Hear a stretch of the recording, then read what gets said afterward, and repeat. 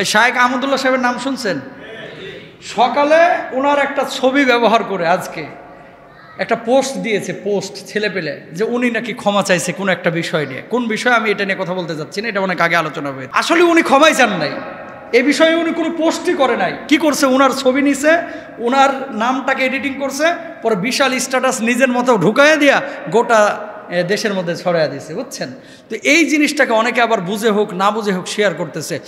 মিথ্যাবাদী হওয়ার জন্য সেটাই যথেষ্ট। কাফা বিল মারই কাযিবান আইয়ু হাদ্দিসা বিকুল্লি মা সামিআ। একজন মানুষ মিথ্যাবাদী হওয়ার জন্য সেটাই যথেষ্ট, যা সে শুনলো সেটাই সে প্রকাশ করলো। কেউ এরকম কোনো কাজ করবেন না, ইনশাল্লাহ বলেন। 2 নাম্বার আসেন, সবাই এক ঘরানার আলেম হতে হবে। কেউ আমাকে পছন্দ করেন, কেউ ধরেন ওই তাহরিকে পছন্দ করেন, কেউ আহমদুল্লাহ সাহেবকে পছন্দ করেন, কেউ মিজানুর রহমান আজহারীকে পছন্দ করেন। পছন্দের মানুষ এক একজনের এক একটা থাকতেই পারে, এটা আপনার নিজের অধিকার, আছে না নাই? জোরে বলেন। কিন্তু এই অধিকার করতে গিয়ে আপনি মিজানুর রহমান আজহারীকে তুচ্ছ তাচ্ছিল্য করবেন, আপনি তাকে পছন্দ করেন না দেখে, এটা কিন্তু উচিত না। আপনি শাইখকে পছন্দ করেন না দেখে আহমদুল্লাহ সাহেবকে গীবত করবেন, এটা উচিত না। আপনি তাহেরিকে পছন্দ করেন না দেখে আরে টুপি লাগাইয়া তারপরে মাথা কাটিয়া ওখানে ড্যান্স দেওয়াবেন ইউটিউবে ফেসবুকে, এটা কিন্তু গুনাহের কারণ। সে বিপরীত মতদর্শের হতে পারে, কিন্তু তার সম্মান আছে, আছে না নাই? জোরে বলেন। প্রত্যেকের কিন্তু আলাদা আলাদা সম্মান আছে। কোনো মানুষ যদি কোনো মানুষের সম্মান নষ্ট করে, আমি আবারও বলি, সেটা যেই ঘরানার আলেম হোক, আমি হই, আহমদুল্লাহ সাহেব হোক, মিজান আজহারী হোক, তাহেরি সাহেব হোক, যে কোনো ঘরানার আলেম যদি হয়ে থাকে, কোনো মানুষের সম্মান যদি ইচ্ছাকৃতভাবে আপনি মিথ্যার আশ্রয় নিয়ে নষ্ট করেন, আরেকজন মানুষের হক নষ্ট করার গুনাহের ভার আপনার উপর আসবে। জোরে বলেন নাউজুবিল্লাহ। এই যে দেখেন, এই যে RTV গতকালকে নিউজ করছে, সুধা রানী হবেন হাদিসের প্রভাষক। একজন হিন্দু মহিলা, ওই যে শিক্ষক নিবন্ধন পরীক্ষা হলো না, তো কম্পিউটারে যে দোকানদাররা এই ফর্ম ফিল আপগুলো করে, ওখানে সিলেক্ট করে দিয়েছে হাদিস সুধা রানীর জন্য আর কি, মানে সাবজেক্ট কি? হাদিস। এখন সুধা রানী তো পড়ছে জেনারেল সাবজেক্টে, হয়তো বেচারা খেয়াল করে না। হিন্দু মানুষ কি কখনো হাদিস পড়াইতে পারবো? এখন পরীক্ষায় পাশ করে গেছে, এখন তার হয়ে চলে আসছে পাশ, যে এখন যদি এটা মানে শুধরানো না হয় আর তার যদি নিয়োগ হয়ে যায় সামনের স্ক্রিপ্টগুলোর পরে, তো হাদিস পড়াবে সুধা রানী। কাদেরকে? হাদিস কার বাণী? আরে রাসূলের বাণী না, রাসূলের কথা, রাসূলের বাণী।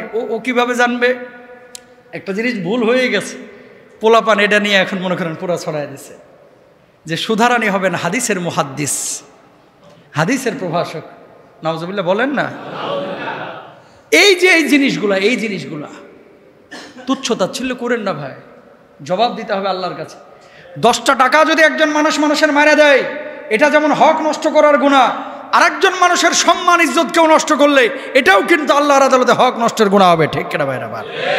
আর যেই জিনিস আপনি জানেন না সেটা নিয়ে কোনো কথা বলবেন না। আমি যে এখানে জুমা পড়াই, অনেক স্কলার কিন্তু মসজিদের নামটা ইউজ করে, আমি কেন ইউজ করি না? আর টিকার বুঝেন না তো আপনারা, টিকার মানে ওই যে শত শত মিডিয়ায় আলোচনা যাচ্ছে না এই জুমার খুতবা, আমি কিন্তু কোথাও মসজিদের নামটা দিই না। কেন দিই না? এমনি যে পরিমাণ ভিড় হয়, যদি এখানে অ্যাড্রেস কোড করি, তাহলে আপনারা কয়জন আসেন? এর চাইতে বেশি মানুষ আসবে দূর থেকে। কথা বুঝতে পারছেন? এই হেকমতের কারণে আমি এখানে শুধু মসজিদের নামটা দিই না। এখন এরা কি ছড়াইছে যে আমি আসলে জুমা পড়াই না।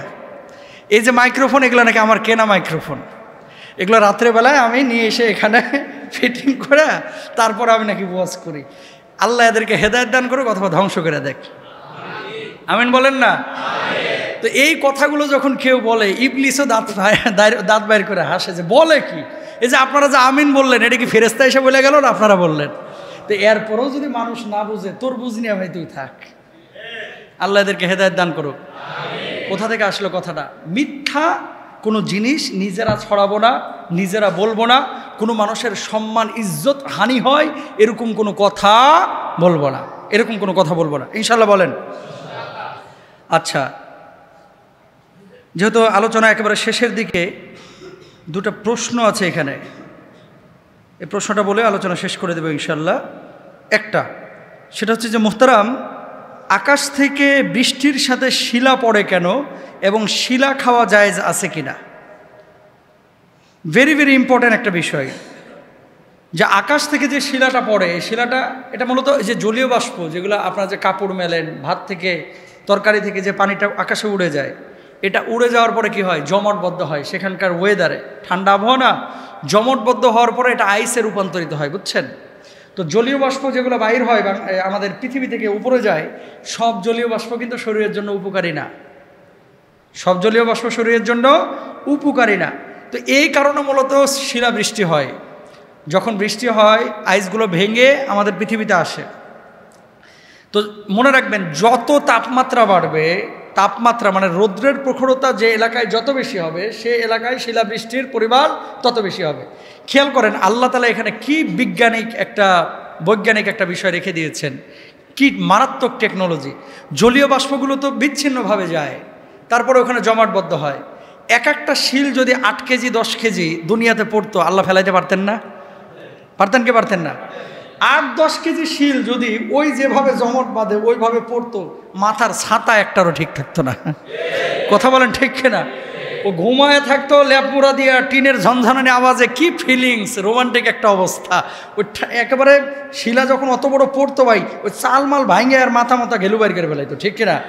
সুতরাং আল্লাহ তাআলা এখানে কি করছে, আগে কিন্তু ব্যবস্থা করে দিয়েছে যে না, এত বড় বড় শিলা দিলে আমার বান্দার ক্ষতি হবে, ফসল ফলাদি সব শেষ হয়ে যাবে। এই জন্য শিলাগুলোকে বৃষ্টির মতো ছোট ছোট করে তারপরে আল্লাহ তাআলা পাঠাচ্ছে। তো এটা ইশারা আল্লাহ সুবহানাহু ওয়া তাআলার। এখানে কল্যাণ কি আছে এটা আল্লাহ ভালো জানে, অকল্যাণ কি আছে এটা আল্লাহ ভালো জানে। পারতপক্ষে কোনো একটা জিনিস দেখে আমরা মন্তব্য করব না। এখন গবেষকরা কি বলছে, বৃষ্টির সাথে শিলা খাওয়া মোটেও নিরাপদ না। ইসলাম শিলার ব্যাপারে কোনো হাদিস বলে নাই যে এই শিলা খাওয়া যাবে না। তবে ডাক্তার বা বিজ্ঞানিক বা চিকিৎসা বিজ্ঞানের কেউ যদি বলে যে এটা খাইলে আপনি মারা যাবেন, আপনি তো আর গবেষক না, এটা খাইলে আপনি মারা যাবেন, তাহলে আপনি খাবেন না। কোরআন কি বলে, ওয়ালা তুলকু বিআইদিকুম ইলা তাহলুকা, নিজেদেরকে ধ্বংসের দিকে ঠেলে দিও না।